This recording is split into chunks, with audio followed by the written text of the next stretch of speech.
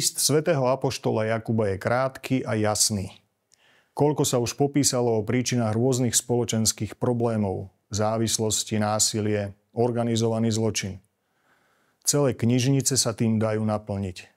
Koľko rád ako z toho von, koľko dômyselných teórií. Jakub to vyriešil jasne a stručne. Pýta sa. Odkiaľ sú medzi vami boje a odkiaľ rozbroje? Či nie z vašich žiadostivostí, ktoré broja vo vašich údoch? Žiadostiví ste a nemáte, vraždíte a závidíte a nemôžete nič dosiahnuť. Hádate sa a bojujete. Nezriadená žiadostivosť nás privádza do nešťastia. Žiadostivosť tela. Koľko utrpenia zažili deti pre žiadostivosť svojich rodičov. Mám právo na lásku, na nový život, na pomyselné šťastie. A tomu muselo ustúpiť všetko.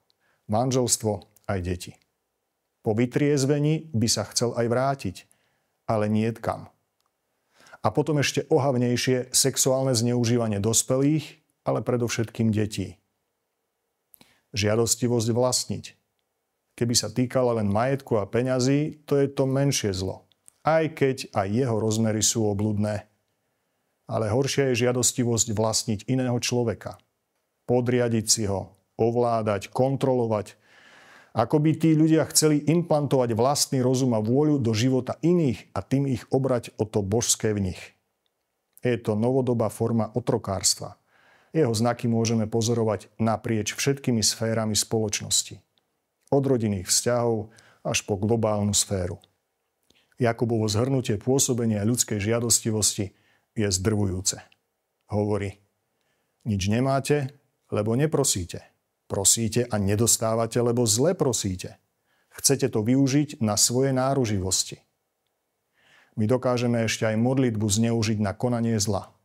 To je teda riadny paradox. Prosíme svätého Boha o niečo, čo chceme použiť na jeho urážanie. Ak je to vedomé, tak je to trúfalosť nevídaných rozmerov. Jakub ukazuje opak nezriadenej žiadostivosti.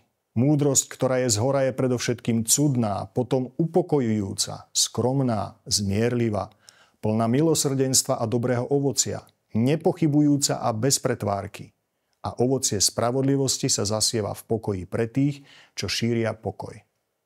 Potrebujeme tieto slova čítať, počúvať, meditovať ich, stotožniť sa s nimi. Potom budeme mať nádej, že prinesú ovocie pokoja a spravodlivosti.